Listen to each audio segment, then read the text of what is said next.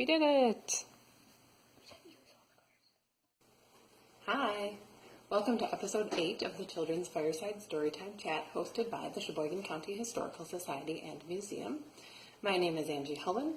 I'm the Education Program Developer at the museum, and these are my helpers, my sons Adlai and Jory, and their helpers, Blue Jay and Turkey. Hi! Today we are going to be reading All the World, written by Liz Garton Scanlon and published by Simon & Schuster. The book we're reading is called All the World, and it was written by Liz Garton Scanlon. The illustrations were done by Marla Frazee, and this copy of the book that we have is written in English, but it also has a Spanish translation. Rock, stone, pebble, sand. Body, shoulder, arm, hand. A moat to dig, a shell to keep. All the world is wide and deep. Hive, bee, wings, hum. Husk, cob, corn. Yum! Tomato blossom, fruit so red. All the world's a garden bed. Tree, trunk, branch, crown. Climbing up and sitting down. Morning sun becomes noon blue. All the world is old and new. Can you find anything on this page that is old and something that's new? The tree, That tree looks old. old. And that little sapling looks New. new. Is there anything else that looks old and new?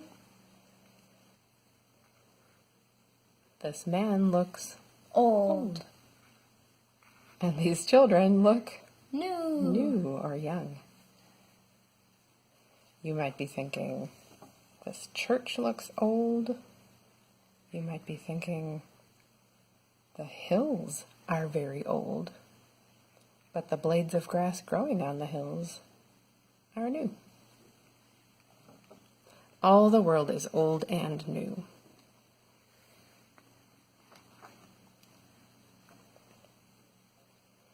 Road, street, track, path.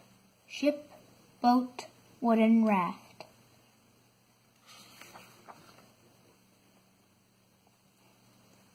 Nest, bird, feather, fly. All the world has got its sky. And here's the church from earlier. Oh, that's true. It does look like the same church. There it is again. There. The illustrator was really thinking about what she was putting in each picture. All the world has got its sky.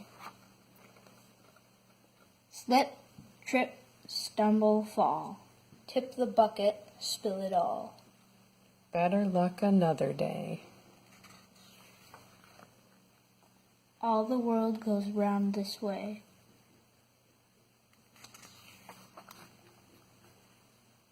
Table, bowl, cup, spoon. Hungry tummy, supper's soon. Butter, flour, big black pot. All the world is cold and hot. Spreading shadows, setting sun. Crickets, curtains, day is done. A fire takes away the chill.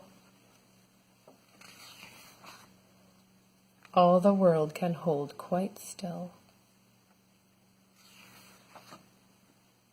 Nana's, papa's, cousins, kin.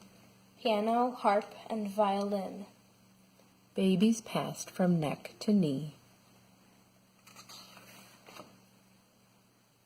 All the world is you. And me.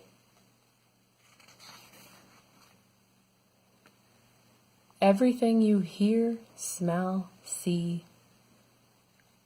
All the world is everything. everything is you. and me.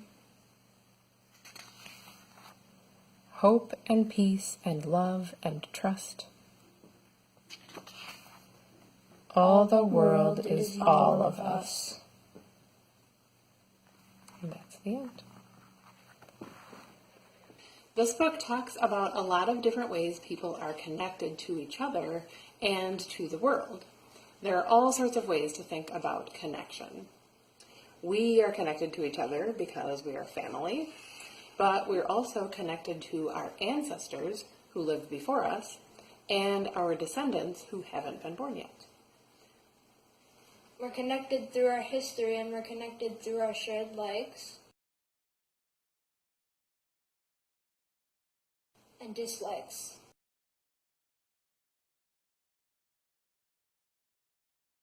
We're connected to nature.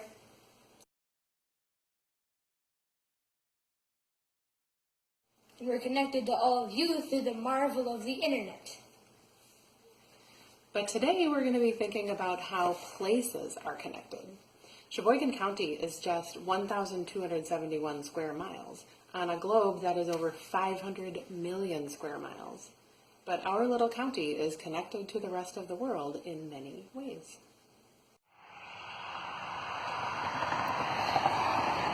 These days, Highway 23 going into Sheboygan is a 4-lane highway.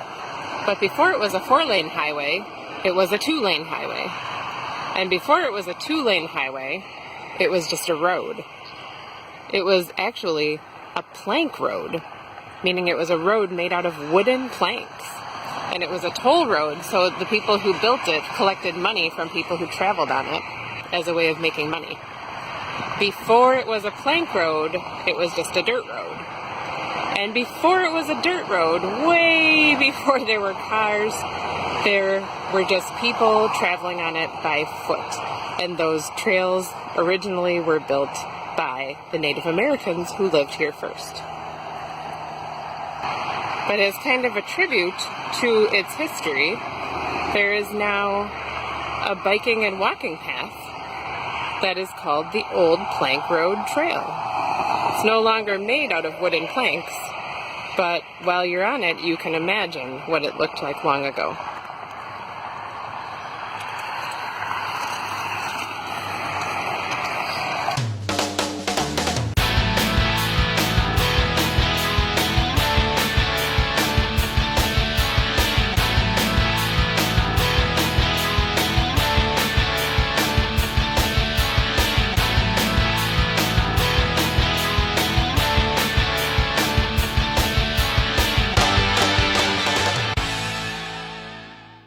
The Old Plank Road Trail connects the city of Sheboygan with the village of Kohler, Sheboygan Falls, Plymouth, and Greenbush. It's also fun to ride through this tunnel that connects the parking lot to the Old Plank Road Trail. This tunnel takes you right under I-43, which is the interstate highway that connects Sheboygan to Green Bay in the north and Milwaukee and Beloit to the south.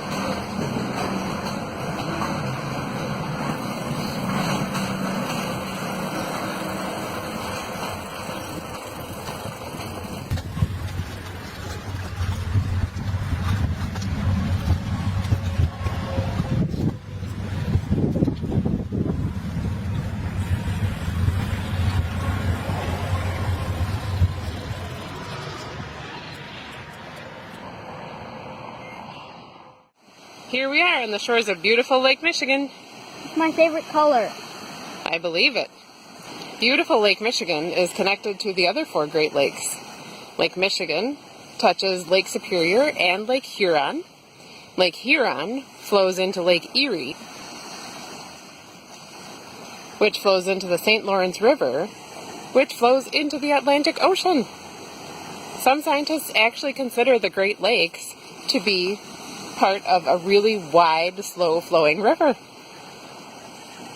For thousands of years, the Great Lakes have connected the people who live near them. They at first used canoes and later ships to navigate the waters. Sometimes we still see ships out on the horizon line, like in this photo I took in May of this year. And today we get a bonus rainbow.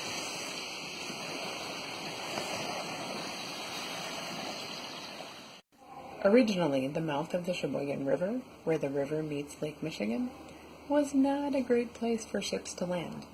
City leaders raised money to redig the river so that ships would have a straight route into the harbor.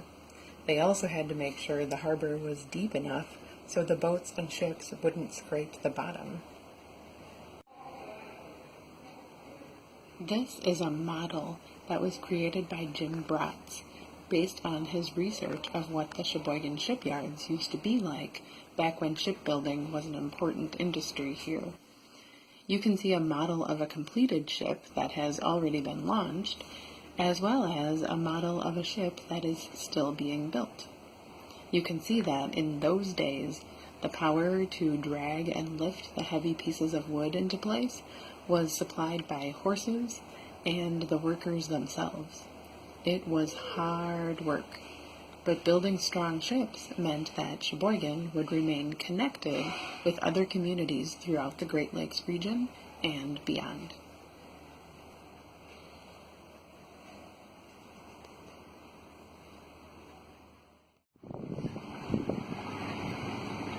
Can you guess where we are? We are in Sheboygan, across the road from the YMCA, at the wreck of the Lottie Cooper. The name of this ship was the Lottie Cooper, and it was built in the 1800s.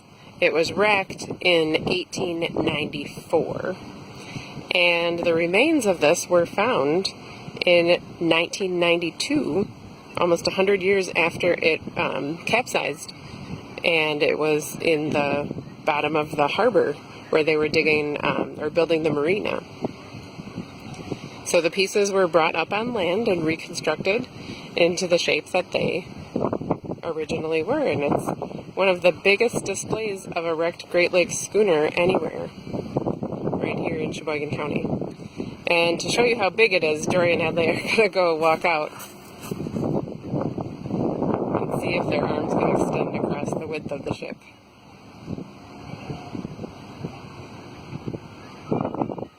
Oh, the ship is much too big. So schooners like the Lottie Cooper definitely connected Sheboygan County to the rest of the Midwest, the rest of the world.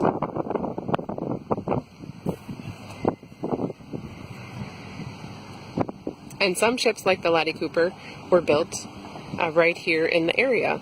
The Lottie Cooper itself was built in Manitowoc County, and a lot of other schooners were built at the shipyards right here in Sheboygan.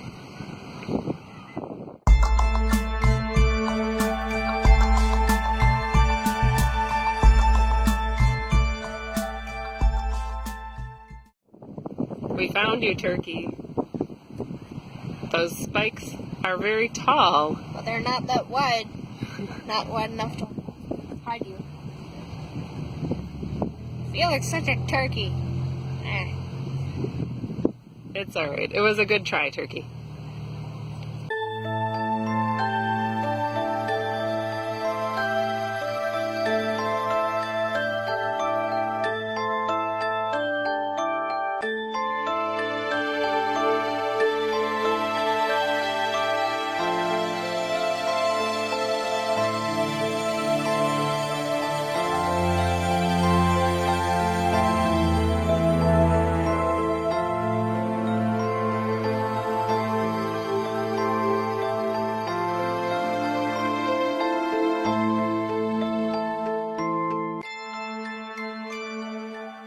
This is what the Lottie Cooper would have looked like when it was still sailing on Lake Michigan. Notice the sails mean it was wind-powered. Wind-powered schooners used to be so common on Lake Michigan. Some early stories about Sheboygan tell of times when 40 to 50 ships would take harbor off the coasts of Sheboygan when a storm was coming. Nowadays, even one schooner is a rare sight. I took this picture of the schooner Dennis Sullivan when it sailed to Sheboygan back in 2018. Way down on the south side of Sheboygan at Kohler Andre State Park, you can find another section of a Great Lakes schooner which was called the Challenge. This is the section of the Challenge that was called the keel. It's the very bottom part of the boat that went right through the center. And that is on display right outside the Nature Center at Kohler Andre.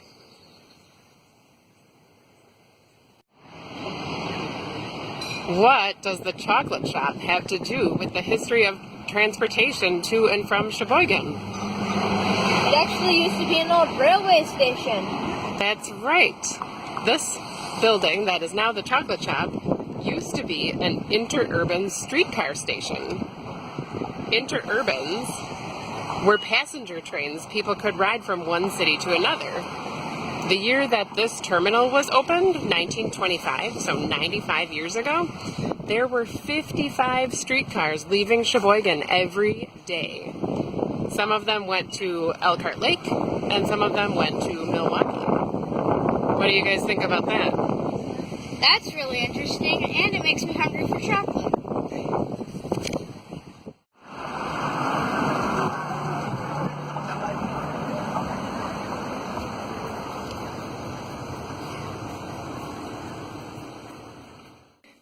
If you want to see a real Sheboygan interurban car that's been fixed up to be good as new, you can visit Car 26 at the East Troy Railroad Museum.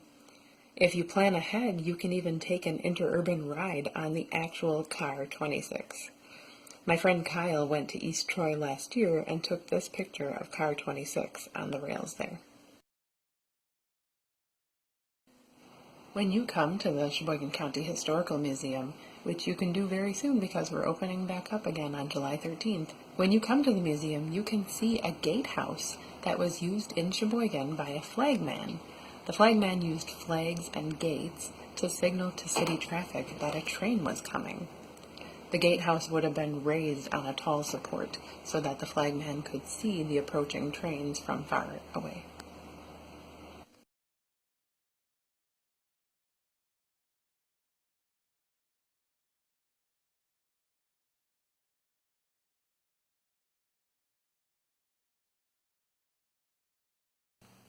So in Spanish, this book is called Todo el Mundo, All the World.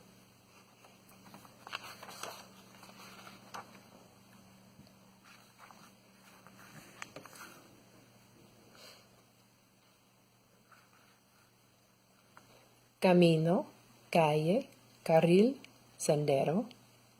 Barco, bote, balsa de madera.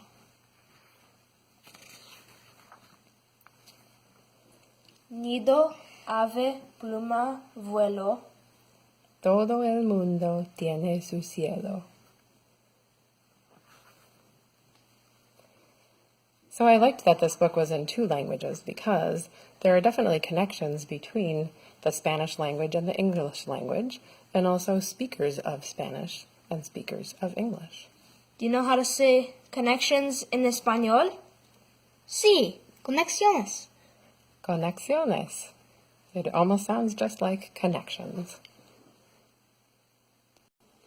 Sheboygan County has always been home to many different languages. The first languages spoken here were Native American languages.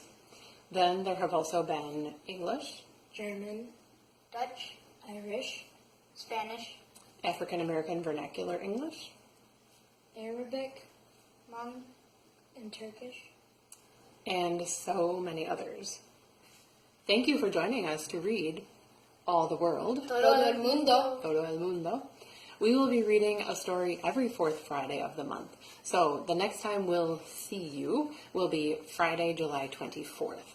But in the meantime, you can come by the museum and say hi in person because we will be opening to the public on July 13th. Check out our website and our Facebook page for details about our opening, and we can't wait to see you. Bye. Bye.